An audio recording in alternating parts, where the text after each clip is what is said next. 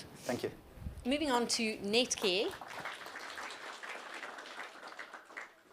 Netcare was initially included in the SRI index in 2004 and have also been included in the top performer status in 2008, 2013 and 2014.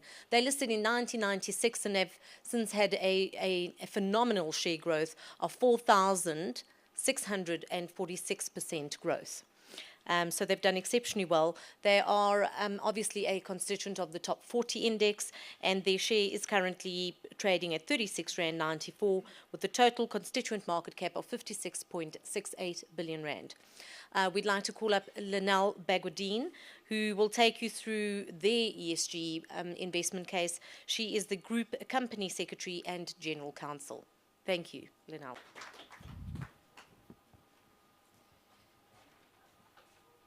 Thank you very much, and thank you to the JSE for inviting me to present today. Really tough act to follow after Nedbank, but I'm going to be self-serving and say that our corporate business relationship with them is an extension of our green procurement policy, so keeping in trend with today's focus. So, as Corley mentioned, each sustainability presentation here today has a different focus. And Netcare's focus is going to be on the objectives of our Sustainability Committee, how it fits into our overarching governance framework, our achievements from a governance and a sustainability perspective in 2014, and of course what we're focusing on currently and looking forward. The presentation is essentially going to provide sound bites on some of our key sustainability, environmental and energy initiatives, rather than speak to our social endeavours, but I will touch on them in passing. So the objectives of our Sustainability Committee was to essentially adopt an integrated approach to environmental management. It is an integrated approach that extends throughout all divisions to provide a holistic management of the system. We've developed a group-wide environmental policy, and that's based on the following tenets of not just water, waste, but also emissions, green buildings, green procurement, and the management of hazardous substances, given the environment in which we operate. We've developed a 5-year sustainability strategy, and in a nutshell, that is to introduce energy initiatives to reduce our energy consumption. And it's based on 3 pillars: patients, planet, and profit. Our key stakeholder are our patients, and everything we do is directed to their safety and the care of humankind. Everything we do in terms of introducing initiatives is to ensure that the environment is, and the impact on the environment is mitigated at all costs. And of course, you have to have a business case. Every initiative has to have a return on capital, and that is our profit pillar. We benchmark ourselves consistently with local and international best practice, and most certainly King 3. It isn't on the slide, but it's been our guiding document in the development of our governance strategy. And of course, to ensure accountability, measurability, and group-wide learnings across the group. The very tenets of accountability and measurability underpin our governance framework. If you look at our governance framework, we have the Sustainability Committee here and the Operational Transformation Committee, which feeds into the Social and Ethics Committee. The chairman of the Sustainability Committee is the CEO, which is a testament to the fact that the most senior leadership is committed to our initiatives. It also suggests the holistic approach, because the Social and Ethics Committee, the terms of reference not only focus on the principles of the UN Global Compact, but on transformation. And I'm glad to say we are a level 2 empowerment company. But as you correctly pointed, we're adjusting ourselves to the new codes. And very much like the approach adopted by our contemporaries, we're not guided by the targets or focused on the targets, but rather to our holistic strategy, which is to promote empowerment to the nth degree. And then, of course, in terms of growth, every project that we introduce must contribute to the growth and sustainability of Netcare as a whole. The Sustainability Committee adopts the same approach as the Finance and Investment Committee when reviewing projects, and there has to be a return on capital or feasibility analysis before any project is introduced. And similarly, the risk framework or the risk management framework ensures that all initiatives comply with the relevant compliance and risk management matrix. So the approach is completely integrated, speaking to growth, return on capital, and risk management issues.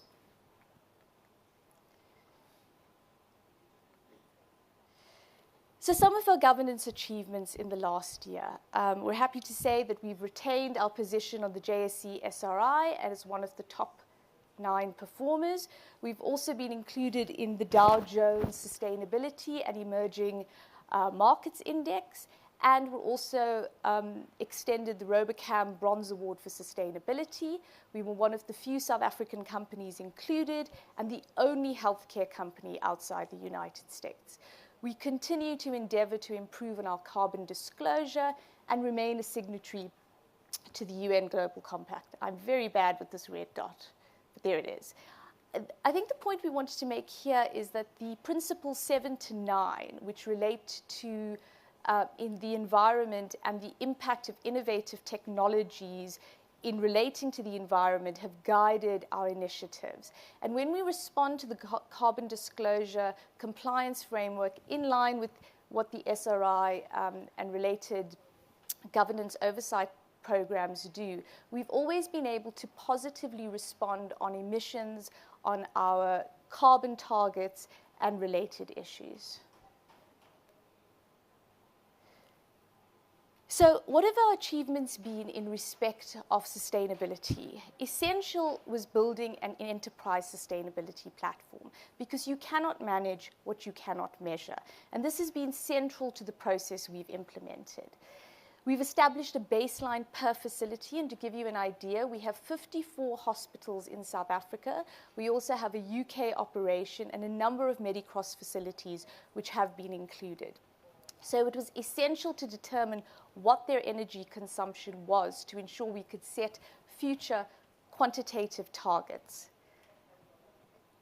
That consisted of a detailed audit of these facilities in line with the environmental policy I mentioned earlier, and we created a stratified series of energy optimizations, which I will discuss in detail with you.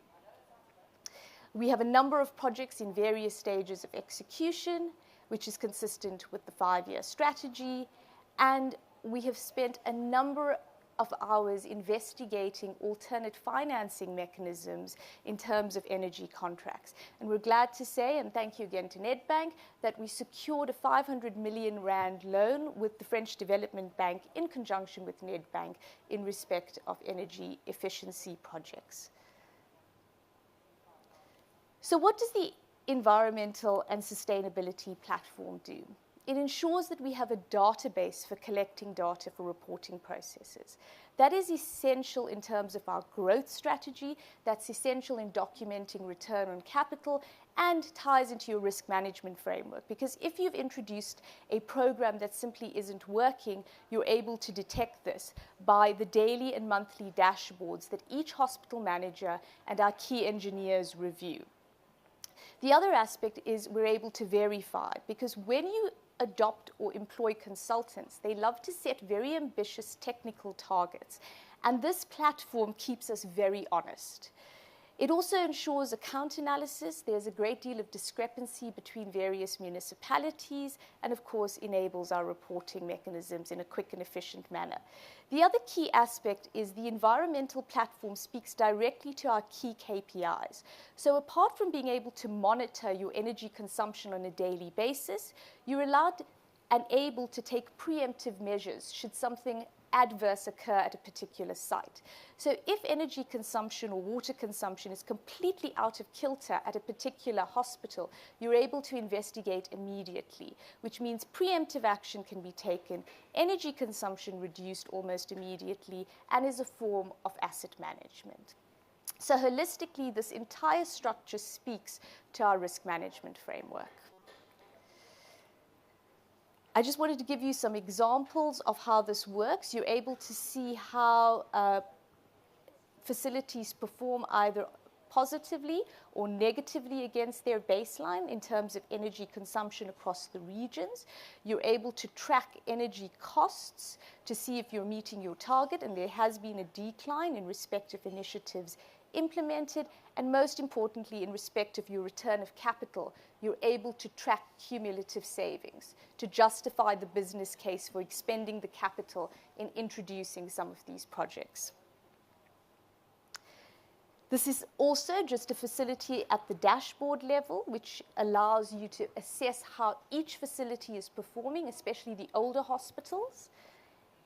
Once again, your cumulative savings, and we're deeply focused on electricity costs, given the increase in tariffs that are currently underway. So what did our audit reveal? Our audit revealed that Netcare as a hospital group is essential, well, like everyone in this room, dependent on water and electricity, and those were our two focus areas in terms of reducing our energy consumption.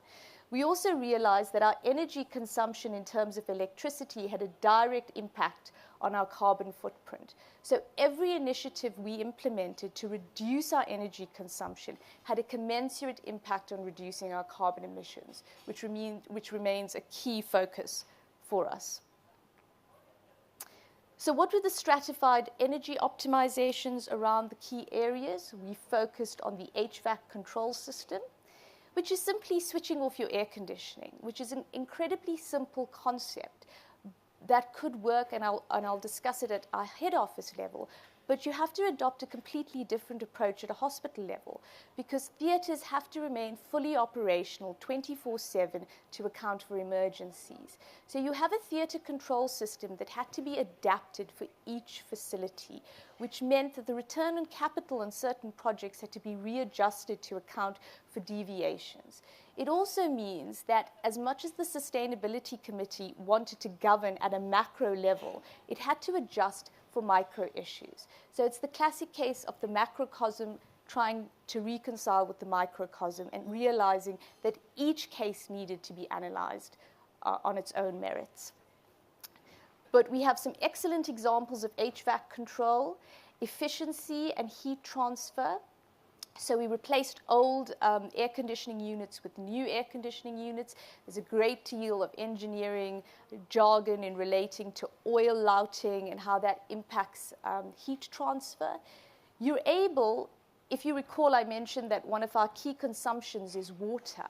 And through improving heat transfer improvement from the HVAC system, this could be redirected to heating the water systems. And I'll go through some of those examples in detail.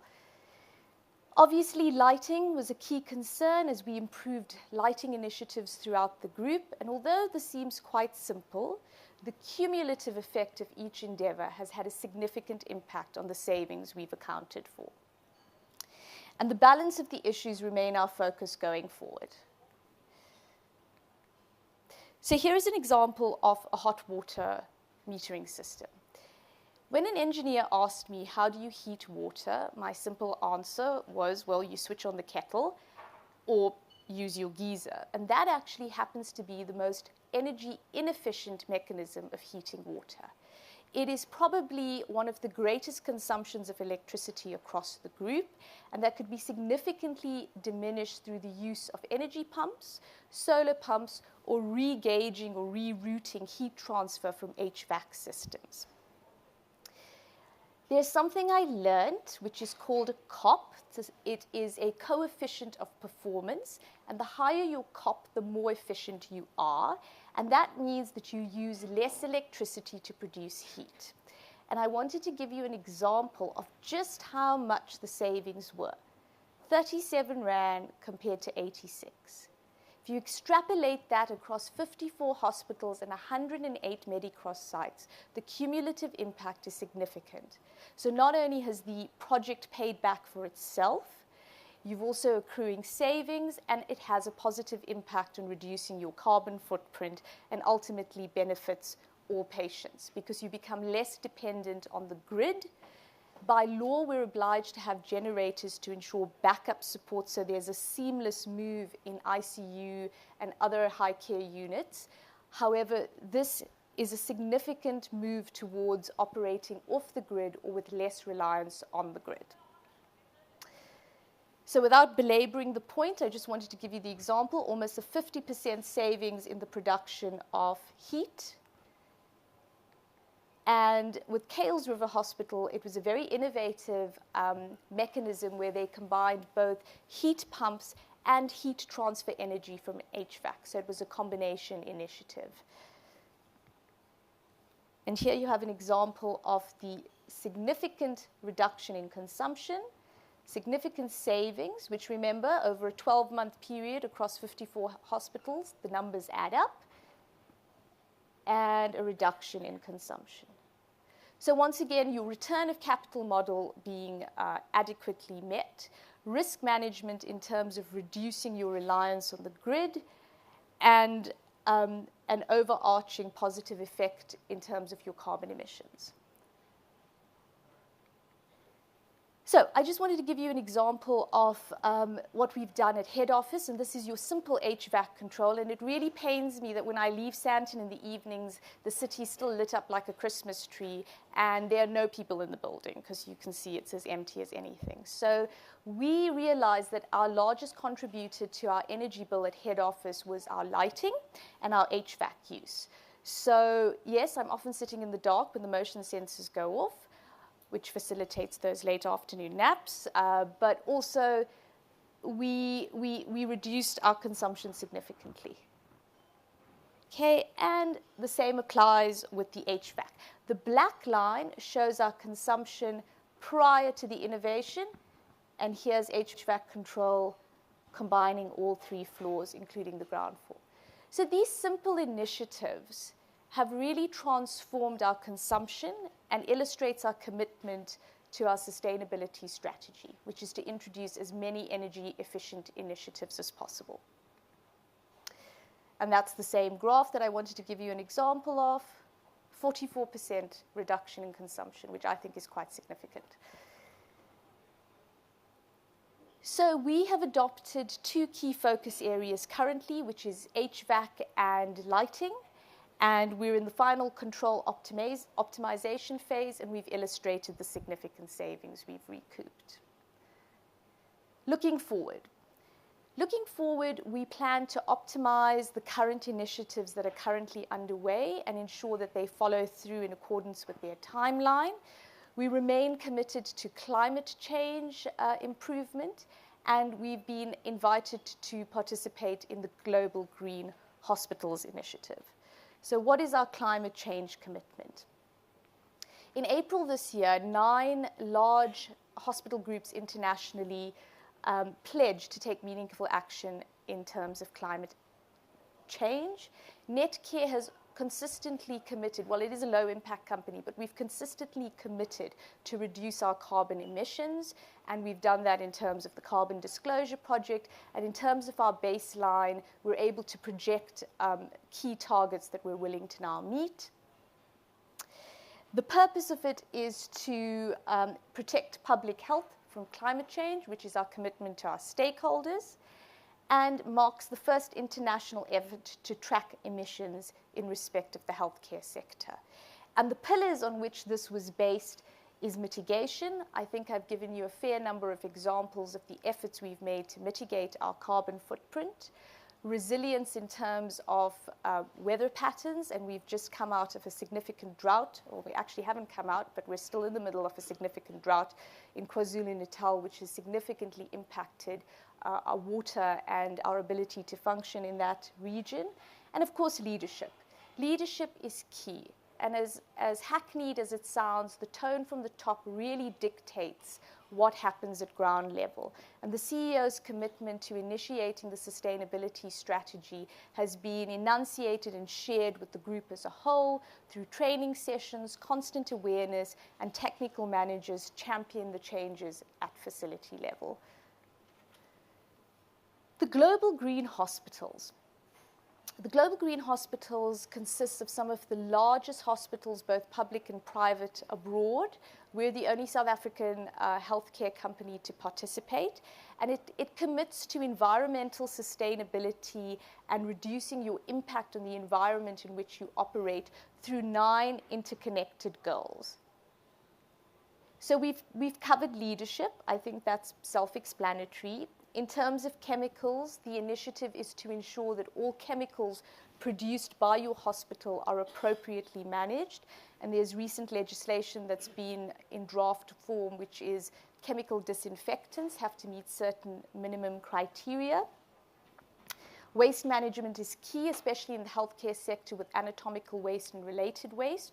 We're completely aligned to NEMA, but that has a direct impact on your board in terms of director liability. So that remains a key focus. We've discussed our energy initiatives, and of course our supply chain is key.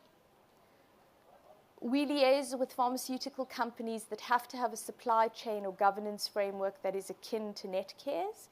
And similarly, we continue to endeavor in respect of green buildings. And all our new buildings are built on a green spec in terms of Polokwane and Pine Haven. The focus going forward in the next 18 months involves the rollout of photovoltaic alternate energy supply at 18 hospitals. We're in the process of developing water strategies, and in addition to the projects that I've highlighted to you, we're in the phasing scope of 160 other projects to consistently reduce our energy consumption and to optimize our waste management. The photovoltaic has commenced, and obviously it will go a long way to reducing our carbon emissions and being an alternate supply of energy to generators. And the first installation is going to be at the Netcare rehab facility, and it's currently underway. And we obviously aim to reduce our energy footprint by a significant amount. Water is critical to our operations, and we have taken a number of initiatives to reduce our consumption of water through simple things like shower upgrade projects. But if you think of a 54 hospitals with 100 beds on minimum across those 54 hospitals, and the non-wards having at least 3 to 4 showers, this was a significant initiative to roll out on a national basis and has resulted in a significant reduction in our water consumption. We also are committed to grey water usage in terms of reverse osmosis. And of course, through National Renal Care, which is a subsidiary of Netcare, dialysis machines use an inordinate amount of water, and all that water is collated and used as a grey water resource. And of course, our autoclaves are also at each hospital, and that is part of our water strategy. At one of our new hospitals, not only do we use grey water for the laundry, but we also capture the heat transfer, and that's directly related to our domestic hot water project. So it's a combined effort. And we consistently review the use of boreholes, filtering, and rainwater. So just to recap on our value drivers, all our actions are taken in accordance with our sustainability strategy and the UN Global Compact principles. We are constantly focusing on enhancing our growth mechanisms in relation to our sustainability strategy. Every action is related to a return on capital, and that's monitored in terms of an investment tool and post-implementation updates. So every project is reevaluated to make sure that it has paid for itself and has generated an income. And every decision is taken in close consideration of our stakeholders and aligned to our risk management framework. And thank you.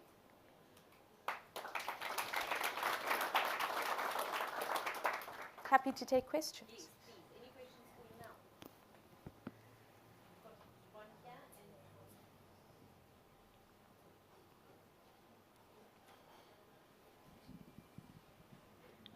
Hi, Lynelle. Thanks for the presentation. I just want to ask on your sort of energy initiatives with the current sort of Eskom crisis, where you're basically forced to use backup power, which I assume is diesel. Yes. What does that do to your cost savings programs? Because I'm sure that with current sort of Eskom issues, the tariffs have increased way more than inflation. But you using diesel, it's also quite, it's not cost efficient. Yeah. So there's a two-pronged response to that question. Firstly, we're obliged by law to have a backup generator because hospitals are considered essential services. So for whatever reason, if you cannot rely on electricity, there has to be a seamless covering of oxygen supply and essential services to patients in ICU, and of course to people in the middle of a theatre operation. You would always have that. So every site with key theatres have a backup generator, and there's always within fire regulations a certain supply of diesel on site, because believe it or not, diesel goes stale, so you also have to take that into consideration. With the load shedding, which believe it or not has not been that significant in the regions we operate, there has been more reliance on the generators, and yes, it has increased costs because diesel, as you know, is quite expensive, and we've had to factor that in terms of our budgeting rather than our energy initiatives. It hasn't affected the projected savings because it was a totally different ambit of costs, so it affected the hospital budget. But thankfully, as you know, and touch wood, the load shedding has not been as extensive in it's been a mild winter. We've been fortunate. And just on your sort of your baseline, what incremental savings can you get once you reach your sort of your performance, your targets? So we're looking at 20% as a minimum saving across each hospital. As you've seen at head office, we've achieved 40% in terms of consumption. And unfortunately, you know, your baseline has to be readjusted to account for if you've added onto the hospital a new wing, new beds, an MRI machine drains significant amounts of energy, a cath lab, radiotherapy and oncology units also are huge energy consumers. So there's constant review. So that's why the energy sustainability platform's key to our strategy, because we evaluate the changes that each hospital goes through on a monthly basis that deviates its or adjusts its energy consumption. And at the same time, you've got to readjust the anticipated savings.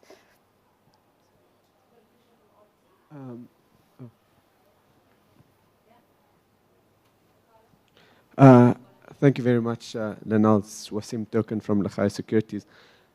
You've spoken quite a bit about environmental issues within your presentation, and I'd just like to switch focus a little bit to some of the social issues that you know some of the hospital groups may face, and particularly one around patient care and patient satisfaction, and potentially the risks that you guys face around litigation and medical errors and so forth.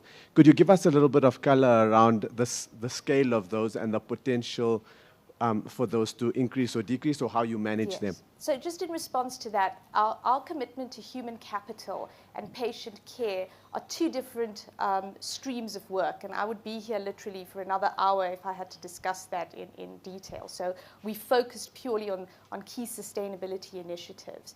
Patient care is a key outcome of quality care. So patient satisfaction is a key indicator of quality care. And we monitor that on a push-pull strategy. So when a patient is in our hospital, we push towards them questionnaires that are either on iPads or cell phones, and then we pull the information, and that's been extensive data that we've been able to collate to assess whether they've been comfortable. And the questions range from, were you satisfied with the food? Was the hospital quiet? Did the doctor and the nursing staff attend to your needs when you asked for it? So we have a very significant database. It's also preemptive because these questionnaires immediately route up to the hospital manager. So if there is a disgruntled patient, he can always make a rapid intervention to engage with the patient, so whatever issues have been raised are appropriately managed. So that speaks to not only patient care, but our complaints mechanism, which is directly aligned to the Consumer Protection Code that's been recently legislated. The national core standards are still in draft, but we are attempting starting to align to them anyway, and that's introduced an ombudsman. So you're going to have two ombudsmen for healthcare, one in terms of the national core standards and one in terms of the Consumer Protection Act. And all our engagement with patients are appropriately aligned with that type of framework. So I don't know if that answers your first question in respect of patient satisfaction. Yeah, well, in a sense it does. I just, of course, you've laid out the framework within which you guys manage patient satisfaction, right? I'd just like a little bit of detail around the actual numbers, the actual metrics, what you guys deem to be important, how you guys intervene given the database that you've built. Okay, because the other part of your question happened to do with medical malpractice, but the key focus in terms of patient satisfaction is, were you satisfied with the care you received? Were you satisfied with the care that you received from the nurses? Were you satisfied with the food? Was it a caring, pleasant environment? And did we attend to your needs? So we definitely extrapolate that on a regular basis. And there's also a web link that you can go to directly assess local management at the hospital level. So we are in the process of reviewing a publication, so I don't want to preempt that, but watch the Netcare site for further information on patient care. In terms of medical malpractice, I mean, each case, I'm not at liberty to discuss it, but obviously that is something that is managed in-house by our public liability team. And those extend from medical errors from an adverse event right through to a sentinel or never event.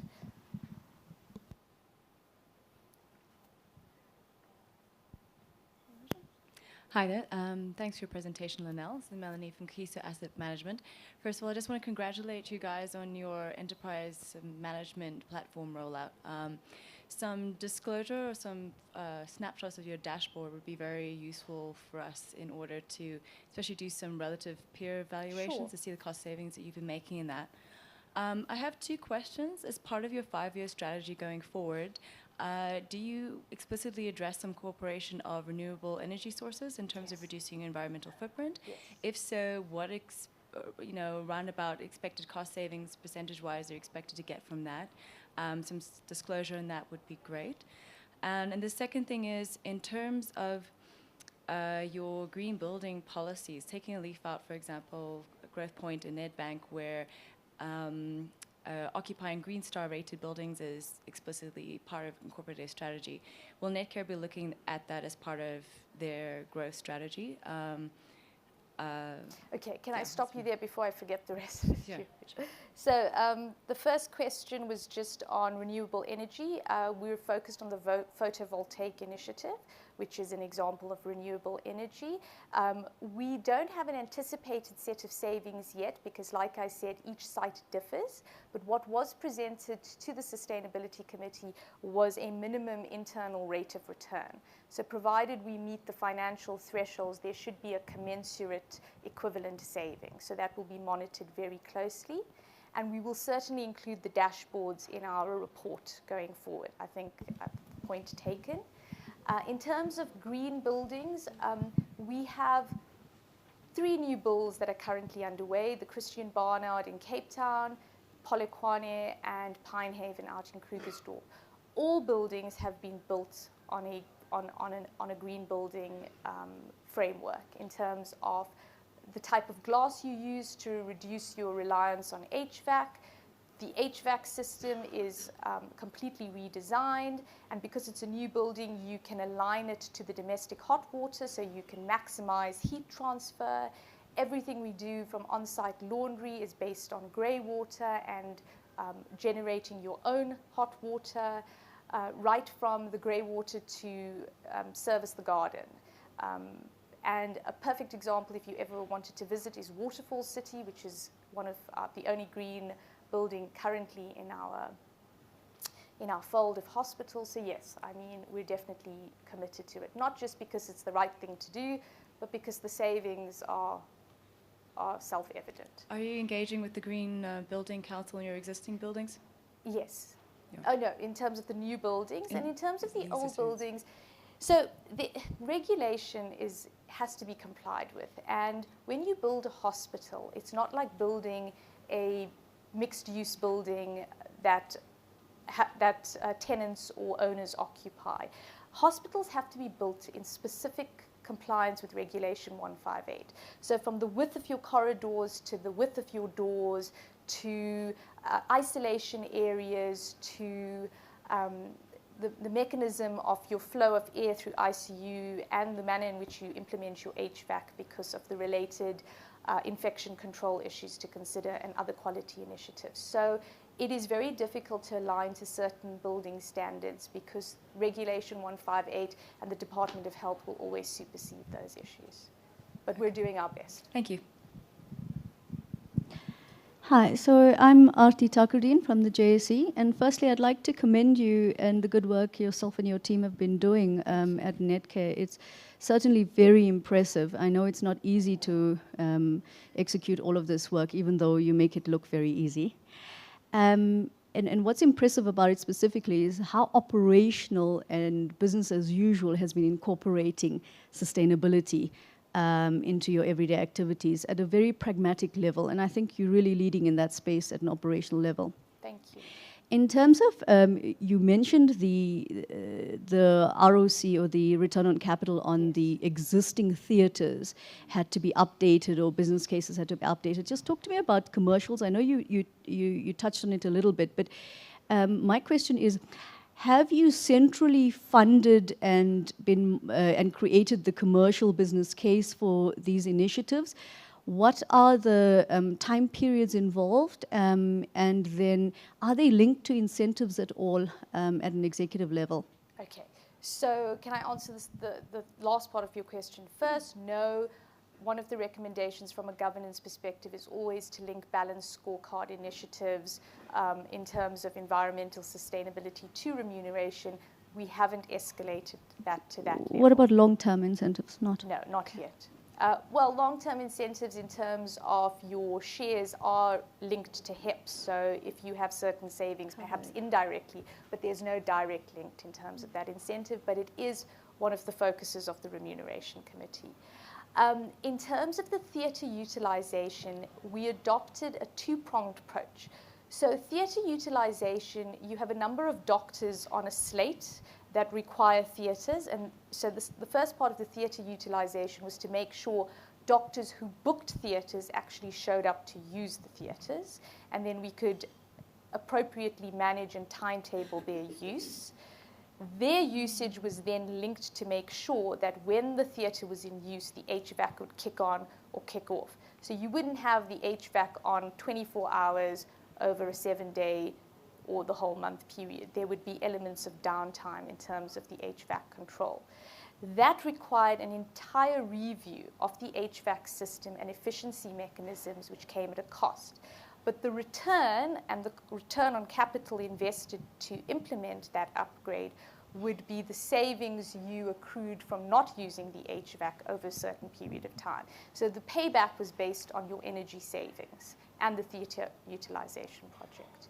And there was an internal rate of return that had to be met, which is linked also to our VWAP. So I don't know. So are all your business cases centralized at a corporate level, or are they at a per? No, because remember the Sustainability Committee is at a centralized, is at an executive level, at a corporate level, and then it oversees the implementation at a local level in conjunction with the hospital management. And then there's a post-implementation update. So if you come back and you haven't met your targets, there will be some explaining to do. So actually, yes, and then that would affect your budgeting for the year going forward.